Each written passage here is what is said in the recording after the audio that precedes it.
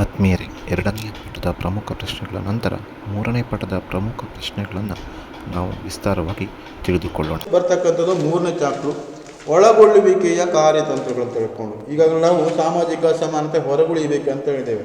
ಅಂದರೆ ಆ ಹೊರಗುಳಿದವರು ಕೆಲವೊಂದು ಜಾತಿ, ಅಸ್ಪೃಶ್ಯತೆ, ಕಳಂಕಕ ಒಳಗಿರ್ಬೋದು, ಅಥವಾ ದುರ್ಬಲ ವರ್ಗಗಳಿರ್ಬೋದು, ಅಥವಾ ಮಹಿಳೆಯರಿರ್ಬೋದು, ಎಸ್ ಸಿ ಇರ್ಬೋದು, ಎಸ್ ಟಿ ಇರ್ಬೋದು, OBC ಇದ್ದರೆ ಹಿಂದುಳಿದ ವರ್ಗ ಇರ್ಬೋದು, ಅವೆಲ್ಲ ಕೂಡ ಈಗ ಮುಖ್ಯವಾಗಿ ಮೂರನೇ ಚಾಪ್ಟರ್ ನಾವು ನೋಡಿದಾಗ ಅಲ್ಲೂ ಕೂಡ 15 ಅಂಕ ಟೋಟಲ್ ಒಳಗೊಳ್ಳುವಿಕೆ ಕಾರ್ಯತಂತ್ರ. ಈ ಚಾಪ್ಟ್ರಿಗೆ 15 ಅಂಕ ಇದೆ.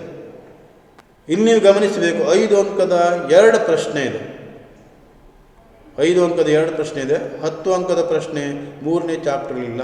ನೀವು ನೆನ್ಪಿಟ್ಕೊಳ್ಳಿ, 1, 2, 5, 7 1, 2, 5, 7 ಅಧ್ಯಾಯಗಳಿಗೆ ಮಾತ್ರ 10 ಅಂಕದ ಪ್ರಶ್ನೆಗಳನ್ನು ಕೊಡ್ತಾರೆ. 4 ಪ್ರಶ್ನೆ ಕೊಡ್ತಾರೆ. ಆ 4ರಲ್ಲಿ ನೀವು 2 ಮಾತ್ರ ಬರಬೇಕು.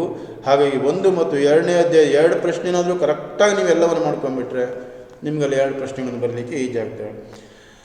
ಇಲ್ಲಿ 5 ಅಂಕದ 2 ಪ್ರಶ್ನೆ ಕೊಡ್ತಾರೆ, 2 ಅಂಕದ 1 ಪ್ರಶ್ನೆ ಕೊಡ್ತಾರೆ. ಆಮೇಲೆ ನೆಕ್ಸ್ಟ್ 1 ಅಂಕದ 3 ಪ್ರಶ್ನೆ ಕೊಡ್ತಾರೆ. 1 ಅಂಕದ 3 ಪ್ರಶ್ನೆ ಕೊಡ್ತಾರೆ. ನೋಡಿ, ಮೂರನೇ ಚಾಪ್ಟರ್ ಒಳಗೊಳ್ಳುವಿಕೆ ಕಾರ್ಯತಂತ್ರ. ನಾವು 5 ಅಂಕದ 2. 1, ಸೂಕ್ಷ್ಮ ಹಣಕಾಸಿನ ಲಕ್ಷಣ ಬರೆಯಿರಿ. ಬಾಂಗ್ಲಾದೇಶದ ಮೊಹಮ್ಮದ್ ಯೂನಿಸ್ ಅವರು ಸೂಕ್ಷ್ಮ ಹಣಕಾಸು, ಮೈಕ್ರೋ ಫೈನಾನ್ಸ್ ಹೇಳ್ತಕ್ಕಂಥ ಒಂದು ಕಾನ್ಸೆಪ್ಟನ್ನು ಪರಿಚಯಿಸ್ತಾರೆ. ಅದರ ಲಕ್ಷಣಗಳು ಬರ್ತವೆ, ಭಾಳ ಸಂಕ್ಷಿಪ್ತವಾಗಿದೆ. ಒಂದು 6 ಅಂದರೆ ಭದ್ರತೆ ಇಲ್ಲದ ಸಾಲ, ಬಡತನದ ರೇಖೆ ಕೆಳಗಿರೋ ಸಾಲದ ಮೊತ್ತ ಒಂದು 25,000 ಆಗಿರ್ತವೆ. ಸ್ವಸಹಾಯ ಸಂಘದ ಸದಸ್ಯರು ಕೂಡ ಸಾಲ ಪಡೆಯಬಹುದು. ಈಗೆಲ್ಲ ಕೆಲವೊಂದು ಪಾಯಿಂಟ್ಸ್ಗಳು ಬರ್ತವೆ, ಭಾಳ ಚಿಕ್ಕ. ಆಮೇಲೆ ಸುಲಭ ಶೌಚಾಲಯದ ಬಗ್ಗೆ ಟಿಪ್ಪಣಿ ಬರೀ, ಅಥವಾ ಅದನ್ನೇ ಬೇರೆ ಥರ ಕೇಳ್ತಾರೆ. ಜಾಡಮಾನಿಗಳ ಪುನರ್ವಸತಿ ಕೇಳಿದ್ರೆ ಡಾಕ್ಟರ್ ಬಿಂದೇಶ್ವರ್ ಪಾಠಕ್ ಅವರ ಪಾತ್ರ ಏನಂತ ಹೇಳ್ಕೊಂಡು, ಅವರು ಯಾವ ರೀತಿ ಜಾಡಮಾನಿಗಳ ಪುನರ್ವಸತೀಕರಣಕ್ಕಾಗಿ ಅವರ ಮಕ್ಕಳಿಗಾಗಿ ಆಂಗ್ಲ ಮಾಧ್ಯಮ ಶಾಲೆಗಳು ತೆರೆದದ್ದು, ಅಥವಾ ಸುಮಾರು 240 ಪಟ್ಟಣಗಳನ್ನು ಭಂಗಿ ಮುಕ್ತ ಪಟ್ಟಣಗಳನ್ನು ಮಾಡಿದ್ದು, ಸುಮಾರು 50,000 ಸ್ವಯಂ ಸೇವಕರು ಅದರಲ್ಲಿ ಕೆಲಸ ಮಾಡ್ತಕ್ಕಂಥದ್ದು. ಹೌದಲ್ಲ, ಒಟ್ಟಾರೆ ಈ ಜಾಡಮಾಲಿಗಳ ಸುಧಾರಣೆಗಾಗಿ ಬಿಂದೇಶ್ವರ್ ಪಾಠಕ್ರವರ ಒಂದು ಪ್ರಯತ್ನವನ್ನು ನಾವು ಕಾಣ್ತೇವೆ. ಅದರ ಬಗ್ಗೆ ವಿವರಣೆ ಕೊಡಬೇಕಾಗುತ್ತೆ. ಆಮೇಲೆ 1955 ಅಸ್ಪೃಶ್ಯತಾ ಅಪರಾಧ ಕಾಯ್ದೆಯ ಪ್ರಮುಖ ಅಂಶಗಳು, ಅದು ಕೂಡ ಕೇಳಬಹುದು. ಮಹಿಳಾ ಸಬಲೀಕರಣದ ಕಾರ್ಯತಂತ್ರಗಳನ್ನು ವಿವರಿಸಿ ಅಂತ ಕೇಳಬಹುದು. ಅಲ್ಲಿ ಬರ್ತವೆ ಕಾನೂನಾತ್ಮಕ, ಸಾಮಾಜಿಕ ಕಾರ್ಯತಂತ್ರ, ರಾಷ್ಟ್ರೀಯ ಮಹಿಳಾ ಆಯೋಗ, ಹೌದಲ್ಲ. ಆಮೇಲೆ ಇತರೆ ಸರ್ಕಾರದ ಯೋಜನೆಗಳು, ಇದೆಲ್ಲ ಬರ್ತವೆ. ಸೂಕ್ಷ್ಮ ಹಣಕಾಸಿನ ಪ್ರಕಾರಗಳು ಯಾವುದಂತ ಬರ್ತವೆ, 3 ಬರ್ತವೆ. ಅಸ್ಪೃಶ್ಯತೆ ನಿವಾರಣೆಗೆ ಗಾಂಧೀಜಿ ಮತ್ತು ಅಂಬೇಡ್ಕರ್ ಅವರ ಪಾತ್ರ ತಿಳಿಸಿ ಅಂತ ಹೇಳ್ಕೊಂಡು ಬರ್ತೇವೆ. ಗಾಂಧೀಜಿಯವರ ಪಾತ್ರವೇ ಬೇರೆ, ಅಂಬೇಡ್ಕರ್ ಅವರ ಪಾತ್ರವೇ ಬೇರೆ. ಹೀಗಾಗಿ ಅವರು ಇಬ್ಬರು ಕೂಡ ಈ ಅಸ್ಪೃಶ್ಯತೆಯ ಏಳಿಗೆಗಾಗಿ ಹೋರಾಟವನ್ನು ಮಾಡಿದವರು. ನೆನಪಿಟ್ಕೊಳ್ಬೇಕು, ಗಾಂಧಿ ಅಂದ ತಕ್ಷಣ ಹರಿಜನ ಪದ, ಆಮೇಲೆ ಹರಿಜನ ಯಂಗ್ ಇಂಡಿಯಾ ಪತ್ರಿಕೆ, ಸಾಬರಮತಿ ಆಶ್ರಮ, ಮಕ್ಕಳೊಂದಿಗೆ ದತ್ತ ತೆಗೆದುಕೊಂಡಿದ್ದು, ಪ್ರಾರ್ಥನೆ, ಪೂಜೆ ಅಥವಾ ಸ್ವಚ್ಛತೆ, ಆರೋಗ್ಯದ ಬಗ್ಗೆ ಗಮನ, ಇದೆಲ್ಲವನ್ನು ಕಾಳಜಿ ವಹಿಸಿರ್ತಕ್ಕಂಥ ಅಂಬೇಡ್ಕರ್ ಅವರದು ತ್ರಿವಳಿ ಸೂತ್ರ, ಶಿಕ್ಷಣ ಹೋರಾಟ ಸಂಘಟನೆ, ಆಮೇಲೆ ಮೂಕನಾಯಕ ಪತ್ರಿಕೆ, ಆಮೇಲೆ ಮಹಾಸಮ್ಮೇಳನ ನಾಗ್ಪುರದಲ್ಲಿ, ಅದೆಲ್ಲ ನೆನಪಿಟ್ಕೊಳ್ಬೇಕಾಗುತ್ತೆ. ಈಗ ಕೇವಲ 6 ಕ್ವಶನಲ್ಲಿ ನಿಮ್ಗೆ 5 ಅಂಕದ 2 ಪ್ರಶ್ನೆ ಬೀಳ್ತವೆ. ಹಾಗೆ ಈ ಚಾಪ್ಟರ್ ಕೂಡ ಬಹಳ ಉತ್ತಮ ಅಂತ ಹೇಳ್ಬೋದು. ಆಮೇಲೆ 2 ಅಂಕದ ಕೇವಲ ಒಂದೇ ಪ್ರಶ್ನೆ ಕೇಳ್ತಾರೆ, ಅದು ನಿಶ್ಚಯಾತ್ಮಕ ಕ್ರಿಯೆ ಅಂದ್ರೇನು. ಅಂದರೆ ಲಿಂಗ ಅಥವಾ ಜಾತಿ ಅಥವಾ ಭಾಷೆ ಅಥವಾ ಯಾವುದೋ ಒಂದು ಆಧಾರದ ಮೇಲೆ ತಾರತಮ್ಯಕ್ಕೆ ಒಳಗಾದಂಥವರನ್ನು ಒಂದು ಸರ್ಕಾರಿ ಯೋಜನೆ ಒಳಗೆ ಒಳಪಡಿಸ್ತಕ್ಕಂಥದ್ದು, ಅವರನ್ನು ಸುಧಾರಣೆ ಮಾಡ್ತಕ್ಕಂಥ ಒಂದು ಪ್ರಕ್ರಿಯೆ ನಿಶ್ಚಯಾತ್ಮಕ, ಅಂದರೆ ಒಳಗೊಳ್ಳುವಂಥ ಪ್ರಕ್ರಿಯೆ ಅಂತ ನಾವು ಕರಿತೇವೆ. ಅದನ್ನು ಪರಿಚಯಿಸಿದವರು ಅಮೆರಿಕದ ಅಧ್ಯಕ್ಷ ಜಾನ್ ಎಫ್ ಕೆನಡಿ ಅಂತ ಹೇಳ್ಕೊಂಡು. ಆಮೇಲೆ ಮಹಿಳಾ ಸಬಲೀಕರಣ ಅಂದ್ರೇನು, ಸೂಕ್ಷ್ಮ ಹಣಕಾಸು ಅಂದ್ರೇನು, ಸ್ವಸಹಾಯ ಸಂಘದ 2 ಉದ್ದೇಶ ತಿಳಿಸಿ, ಸೂಕ್ಷ್ಮ ಹಣಕಾಸಿನ 2 ಪ್ರಕಾರಗಳು ಯಾವುದು, ಸೂಕ್ಷ್ಮ ಹಣಕಾಸಿನ 2 ಲಕ್ಷಣ ತಿಳಿಸಿ. ಇವಿಷ್ಟು ಕ್ವಶನ್ನಲ್ಲಿ ನಿಮಗೆ 2 ಅಂಕದ 1 ಪ್ರಶ್ನೆ ನಿಮಗೆ ಬೀಳ್ತವೆ.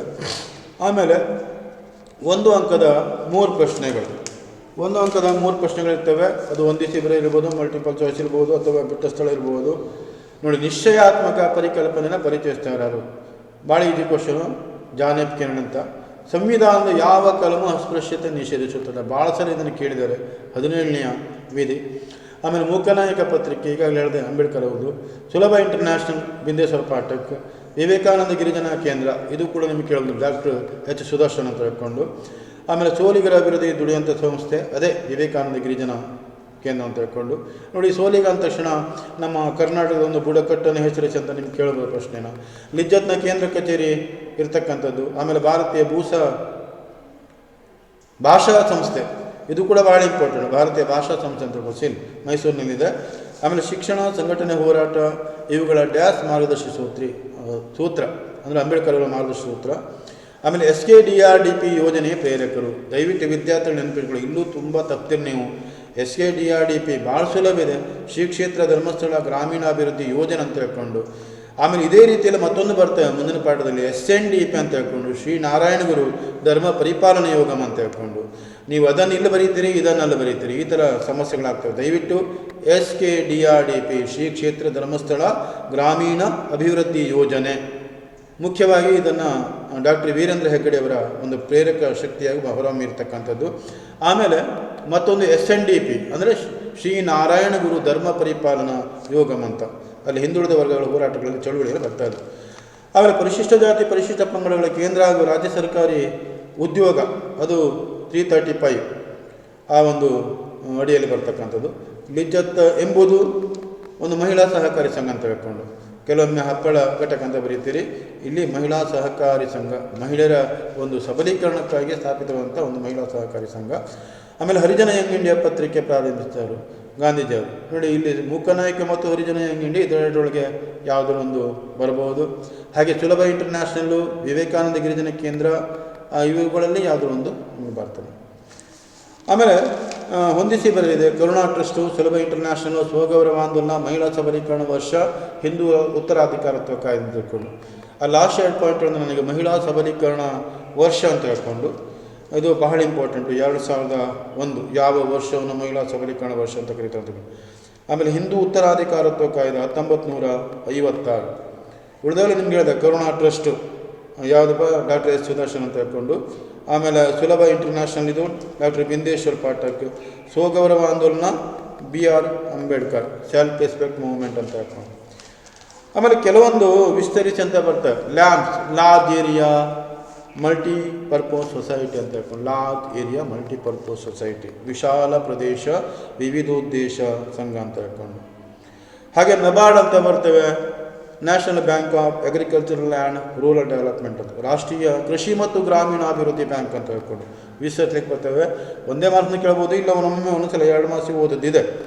ಆಮೇಲೆ ಲಿಜ್ಜತ್ನ ಕೇಂದ್ರ ಕಚೇರಿಯಲ್ಲಿದೆ, ಇದೆಲ್ಲ ಹೇಳಾಗಿದೆ ನಿಮಗೆ. ಮಹಿಳಾ ಸಬಲೀಕರಣ, ಸುಲಭ ಇಂಟರ್ನ್ಯಾಷನಲ್ ಇದೆಲ್ಲ ಆಗಿದೆ.